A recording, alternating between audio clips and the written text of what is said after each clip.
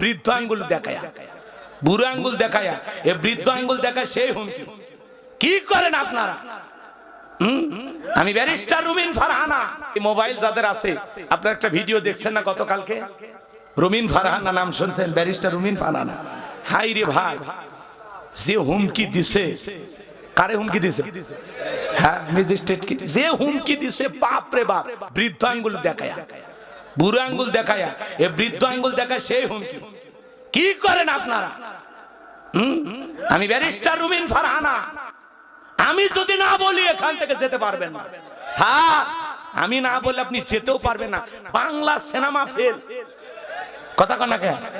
মনে হচ্ছে এটা সিনেমার শুটিং, কোন একটা অভিনয় চলতেছে। বাপ রে বাপ, এই নারীর যে পাওয়ার গো, এ কথা কন না কে আপনারা? মহিলা মানুষ যে এত সাহসী, ওনাকে না দেখলে আমি বুঝতাম না। হ্যাঁ, ম্যাজিস্ট্রেটকে বৃদ্ধ আঙ্গুলি দেখাচ্ছে আর কয় আপনারা কি করেন? সবাই বুড়ো আঙ্গুল দেখাচ্ছে, আপনাকে বৃদ্ধ আঙ্গুল দেখা। আপনি কি করেন? আপনি আমার এখানে আসছেন, আজকে আমি স্যার মেনে নিলাম, নেক্সট টাইম আর মানবো না। আওয়ামী লীগের সময় যারা দালালি করছে, আপনারা তাদের পক্ষে কাজ করেন, সে সময় আমি ভয় করিনি।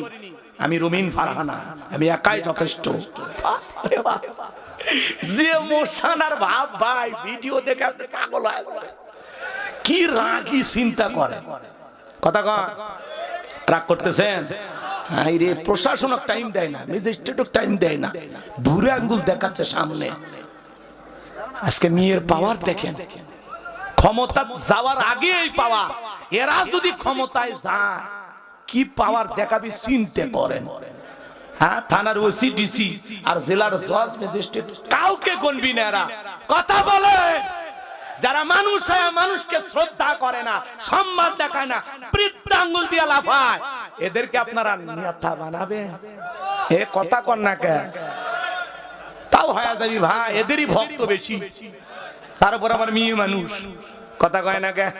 রাগ করতেছেন মনে হয়। সোশ্যাল মিডিয়ায় ভিডিওটা ভাইরাল হয়ে গেছে। বাপ রে বাপ, এই মহিলার রাগারাগি চেহারা দেখা সবাই বলতেছে এটা মনে হয় সিনেমা হলের শুটিং, বাংলা সিনেমাকে হার মানাইছে। তো যাই হোক বাজান, আমি যে কথা বলতে চাচ্ছিলাম বাজান, গভীর মনোযোগ দিয়ে কথাগুলো শুনে যাবেন। এই মোবাইলের কারণে আপনি যা যা ঘটতেছে সব দেখতে পাচ্ছেন।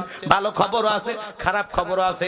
এই মোবাইলের মধ্যে গান বাজনাও আছে, আবার ভালো ভালো কাজও করা যায়। কথা বলেন, গেমস এগুলো সফটওয়্যার ডাউনলোড দেওয়া যায়, আবার হাদিস কোরআনও ডাউনলোড দেওয়া যায়। কথা বলেন ঠিক না? একই জিনিস বাজান, রিমোটটা আপনার হাতে, টেলিভিশনে কি দেখবেন এটা আপনার ইচ্ছা। কথা বোঝেন নাই? মোবাইলটা আপনার হাতে, আপনি এই মোবাইলটা ঘাটাঘাটি করে কি দেখবেন এটা আপনার ইচ্ছা।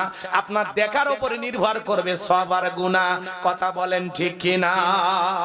তাহলে যুবকের দল 4 নাম্বার গুনাহ বলি, ওয়াল্লাযীনা হুম লিফুরুজিহিম হাফিজুন।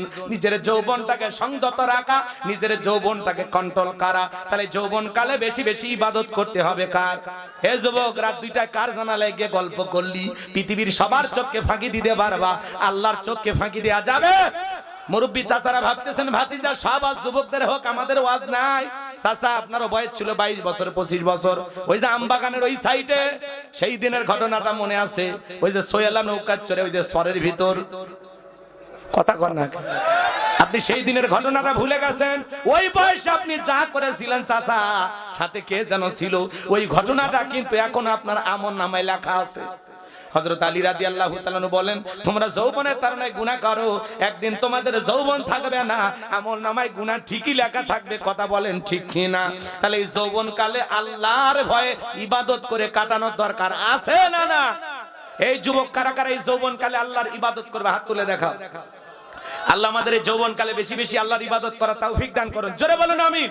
হাত নামান। 5 আর 6 নাম্বার গুনাহ বলি, ওয়াল্লাযীনা হুম লিআমানাতিহিম ওয়া আহাদিহিম রাউন। 5 নাম্বার হলো আমানত রক্ষা করা। এই জীবনটা আমানত, ছেলে মেয়ে আমানত, স্ত্রী সন্তান আমানত, বক্তার কাছে শ্রোতা আমানত, ইমামের কাছে মুসল্লি আমানত, নেতার কাছে দেশের জনগণ হলো আমানত। কথা বলেন, সময় আমানত, জানমাল, অর্থ সবই আমানত করা যাবে। ওই যে মানিকগঞ্জের যে মেয়েটা হাসপাতালে আশ্রয় নিল স্বামী সহ, যারা নিরাপত্তা আনসার বাহিনী ছিল, এদের দায়িত্ব ছিল এদের নিরাপত্তা দেওয়া, কিন্তু ওই যে সাহায্য চাইতে গিয়া ধর্ষণ করে ছেড়ে দিয়েছে। নাউজুবিল্লাহ বলবেন না? এই জন্য রক্ষক হয়ে গেছে ভক্ষক। এক মহিলা কয়েকদিন আগে কান দিল, আপনারা দেখছেন কিনা জানি না, থানায় গেছিল ধর্ষণের মামলা দিতে। পুলিশ বলতেছে ধর্ষণ কেমনে করছে, আগে আমি একটা চান্স নেই। নাউজুবিল্লাহ কোন। পরে ওই মহিলা এসে কান্নাকাটি করে বলতেছে, মা পুলিশের কাছে অভিযোগ দিতে গেছিলাম, পুলিশই আমার সাথে খারাপ কাজ করছে। সুবহানাল্লাহ কবেন, একটু জোরে কোন না। তাহলে বিচার দিবেন কার কাছে? রক্ষক হয়ে গেছে ভক্ষক, বেড়াই খেত খাচ্ছে। আজকের আমানতদারিতা নাই, যারা আমানতের পাহারাদার বানাবেন সেই হবে লুটপাটকারী, সেই সব লুটে নিয়ে যাবে। তাহলে 5 নাম্বার কি করা বলেন? আমানত রক্ষা করা। এই যে 12 তারিখ পর্যন্ত আপনার কাছে একটা আমানত আছে, 1 মিনিটের সিদ্ধান্ত। আপনার আঙ্গুলের ছাপ দিয়া কোন খারাপ মানুষ যেন সমাজের নেতা না হতে পারে। পারলে ভালো মানুষকে সমর্থন দেন, না হলে বাড়িতে ওই দিন বউক নিয়ে ঘুমাবে। কথা কন না কেন? হ্যাঁ, আমানত ঠিকঠাক জায়গায় পৌঁছে দেবেন। কি বলেন, পারবেন তো ইনশাআল্লাহ? জি। 6 নাম্বার হলো ওয়াদা প্রতিশ্রুতি রক্ষা করা। মুমিন মুখে যা বলে অন্তরে তা বিশ্বাস করে, কাজে তা বাস্তবায়ন করে। মুমিন কোনদিন প্রতিশ্রুতি ভঙ্গকারী হতে পারে না। সামনে ওয়াদা দেওয়ার মৌসুম আসবে, এক এক নেতা এক একটা ওয়াদা দিবে, কিন্তু আপনাকে সঠিকটা বুঝে নেওয়া লাগবে। মুমিন মুখে যা বলে অন্তরে তা বিশ্বাস করে, কাজে তা বাস্তবায়ন করে। এ ভাই বসেন বসেন। মুমিন কোনদিন প্রতিশ্রুতি ভঙ্গকারী হতে পারে, কথাই কাজে ঠিক, মুমিন সঠিক। আল্লাহু আকবার বলেন। 7 নাম্বার, ও চাচা 7 নাম্বার পয়েন্ট, এই তো হয়ে গেছে, একসাথে যাবো। আর যাই না, একসাথে যাই, আমারও চাপ দিছে। আপনি বলেন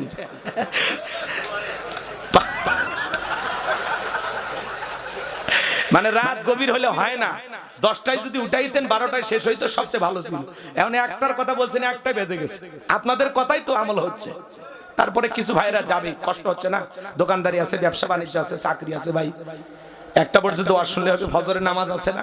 এবার 7 নাম্বার দেখেন, আমার আল্লাহ বলেন ওয়াল্লাযীনা হুম আলা সালাওয়াতিহিম ইউহাফিজুন। 7 নাম্বার হলো যত্ন সহকারে সালাত আদায় করা। যে ব্যক্তি আসর পরে মাগরিব পর্যন্ত মসজিদে মন টাঙানো থাকে, মাগরিব পরে এশা পর্যন্ত মসজিদে মন টাঙানো থাকে, আল্লাহ 1 নাম্বার সালাত দিয়ে শুরু করলেন, 7 নাম্বার সালাত দিয়ে শেষ করলেন। তাহলে সালাতের গুরুত্ব কম না বেশি? শুধু একা নামাজ পড়লে হবে না, স্ত্রী ছেলে মেয়ে সন্তানদের নামাজি বানানো দরকার আছে না নাই? পৃথিবীর সফল বাবা তারা ছেলের হাত ধরে মসজিদে নিয়ে যাবে, যারা ছোট ছোট বাচ্চাদেরকে মসজিদে নিয়ে যাওয়ার দরকার আছে না নাই? জোরে বলেন। পৃথিবীর সফল বাবা তারা ছেলের হাত ধরে মসজিদে নিয়ে যাবে, যারা ছেলেদেরকে মসজিদে নিয়ে যাবেন। শুনে, ছোট বাচ্চা মসজিদে গেলে অনেক মুরব্বি ধমক দেয়, চাচা সাবধান, ছোট বাচ্চা মসজিদে গেলে খবরদার, ধমক দেবেন না। কথা কয় না? আজকের শিশু আগামীর বাংলাদেশ। এই শিশুরা বিদায় করে দেবেন না, এরা নামাজি হবে, আপনি থাকবেন না এই মসজিদে, এরা নামাজ পড়বে। কিন্তু আজকে এদেরকে তাড়ায় দিলে এরা ইয়াবাখোর হবে, গাঁজাখোর হবে, মদখোর হবে, ফেন্সিডিলখোর হবে। কথা কান। ছোট বাচ্চা মসজিদে গেলে ধমক দেওয়া যাবে না। মুরব্বি চাচা, আপনি পারলে আমার কথাটা আমল করেন। কি করবেন? ছোট বাচ্চা ওযুর পানি নষ্ট করে, ট্যাপ চালু করে পানি নষ্ট করে, কাতারে ফাঁক দিয়ে দৌড় মারে, লাফালাফি করুক, দাড়ি ধরে টান দেয়, টুপি ধরে টান দেয়, যাই নামাজ জড়ায়, আরে যা ইচ্ছে তাই করুক। ও 7-8 বছরের ছোট বাচ্চা লাভ হবে না, আপনি 70 বছরের মুরব্বি লাভ দেবেন, আর আপনি লাভ দিয়ে পড়লে আপনার নাট স্ক্রু ঠিক থাকবে? আর জন্মই হয়েছে লাফানোর জন্য। কথা কন। অতএব ছোট বাচ্চা মসজিদে গেলে ধমক দেওয়া যাবে না। মসজিদে নববীতে আপনার আমার নবী খুতবা দেয়, হাসান আর হোসাইন 2 ভাই খালি দৌড়ায়। আল্লাহু আকবার কোন।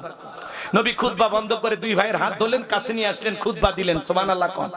কোন মুসল্লিও রাগ করে নাই, নবীজিও রাগ করেনি। আল্লাহু আকবার কোন। একদিন মাগরিবের নামাজ নবীজি পড়তেছেন, হোসাইন পিঠের উপরে বসে আছে, নামতে চায় না, অনেকটা সময় চলে যায়। নবী যখন হাত দিয়ে হোসাইনকে নামাইতে চায়, আল্লাহ ডেকে বলে, পয়গম্বর হোসাইনকে পিঠ থেকে নামাবেন না, যতক্ষণ মনে চায় ততক্ষণ আপনার পিঠে থাকবে, আপনার নামাজের কোনো ক্ষতি হবে না।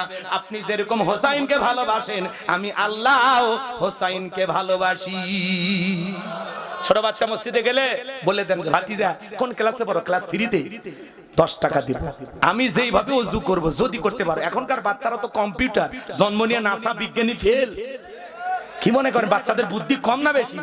যুগের তালে সেই স্মার্ট। এটা 2026 সাল, এখনকার শিশুর আলা ভোলা নাই। 6 মাসের বাচ্চা মোবাইল সব টেপে। মা খুশি হয়ে বলে, ওগো জানো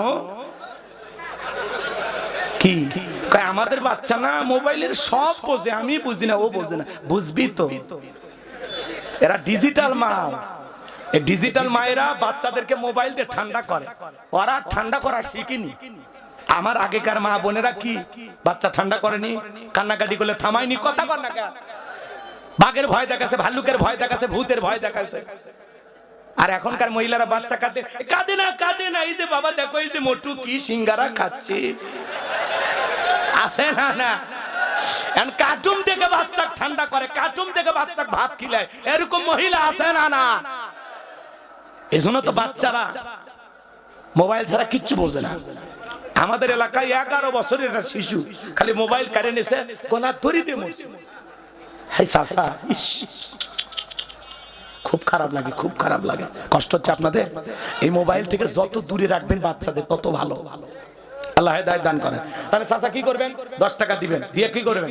যে ভাতিজা আমি যেভাবে ওযু করব, দেখবেন এখনকার বাচ্চারা যে জ্ঞান, আপনি যেইভাবে ওযু করবেন ও আপনারে ফটোকপি কইরা ওইভাবে ওযু করবে। কথা ঠিক? তাহলে ছোট বাচ্চা কি হলো, ওযু শিখে গেল, এইবার নামাজের রুকু সিজদা শিখেন, ওঠা বসা শিখেন। আপনি মরে গেলে এই ছেলেটাই আপনার জানাজায় যে কাঁদবে আর বলবে এই চাচা আমারে ওযু শিখাইছে, নামাজ শিখাইছে। কথা কর ঠিক কি এটা? একটা পরিবারের 6 জন সদস্য সবাই যদি নামাজ পড়ে, ভালো লাগে না খারাপ লাগে? আল্লাহ কি বলেন? ইয়া আইয়ুহাল্লাযীনা আমানু উ আনফুসাকুম ওয়া আহলিকুম নার। হে ঈমানদারগণ, নিজেরাও জাহান্নামের আগুন থেকে বাঁচো, তোমার আহল পরিবার পরিজন যারা আছে তাদেরকেও জাহান্নামের আগুন থেকে বাঁচানোর চেষ্টা করো। আপনি একাই মসজিদে যাচ্ছেন, চাচিকে ডাক দেন, চাচা